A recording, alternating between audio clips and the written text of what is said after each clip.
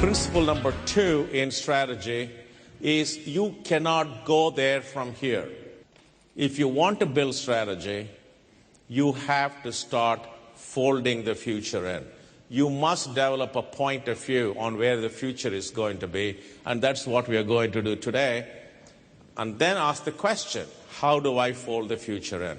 So if you want to move your company from a budgeting orientation to an orientation towards innovation, you must have a shared view of what the world can be, not what it is. The whole idea of strategy is thinking big, but de-risking opportunities.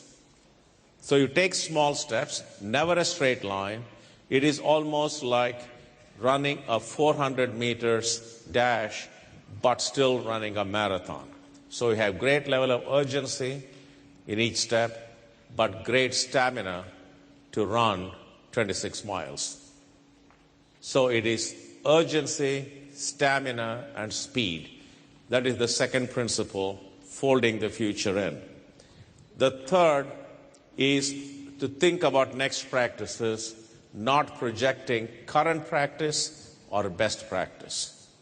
Because if you look at next practice, you have to come back and ask, what can we do?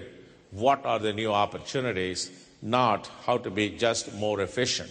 You have to be more efficient. That is not a choice. But the question is, how do you go beyond it?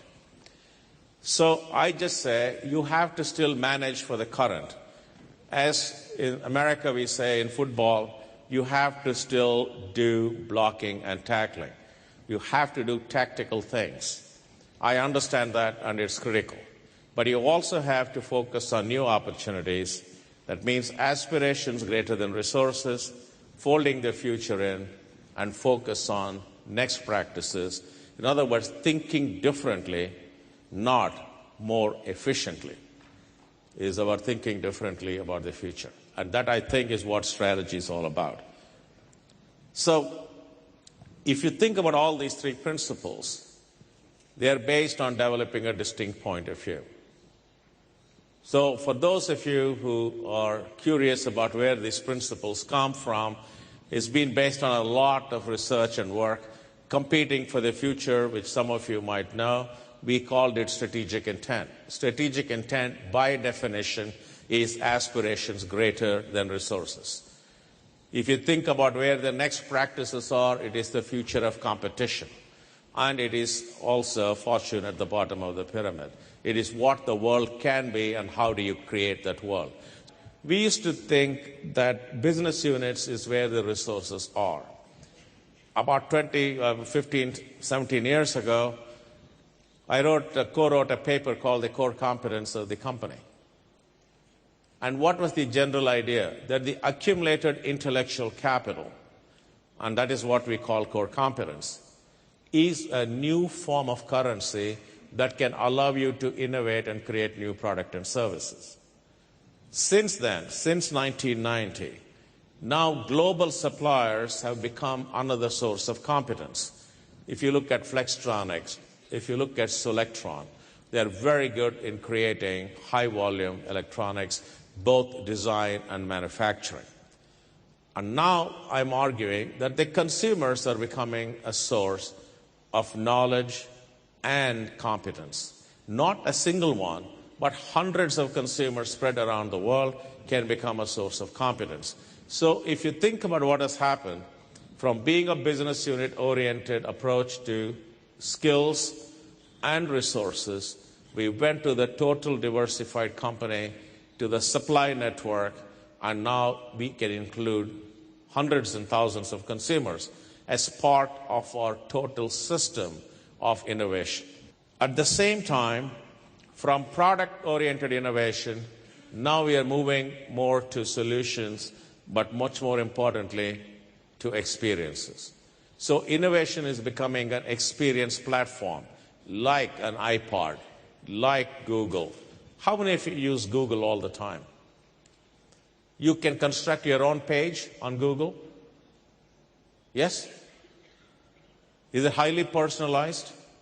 So you can look at Google as an experience platform. It just allows you to do what you want to do. They don't tell you what to do. Same thing with eBay. So interestingly, you find experiences are becoming critical. Therefore, we can identify the innovation continuum or the strategy continuum from red, where you have innovation is building product and selling them, but you only look at the company as a source of financial resources, technical resources, and that is what you do. 90% of the companies are still in the red. If you think about the dark green, it's about creating experiences, but it includes not only the company, the supplier network, and the enhanced consumer network.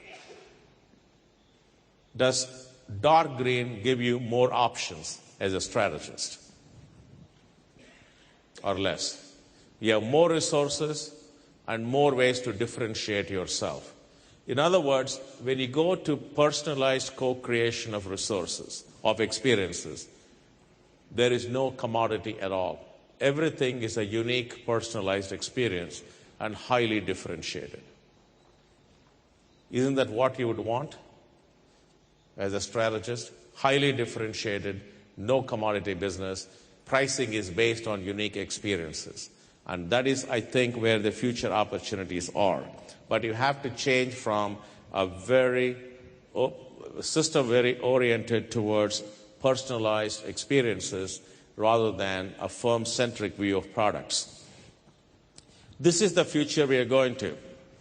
Going from a basic transformation where we started firm-oriented view to a very consumer-driven view, where the consumer can come through an ATM or a branch in a bank or an SMS message. He or she can decide, and the bank then will create a whole range of suppliers in order to support you.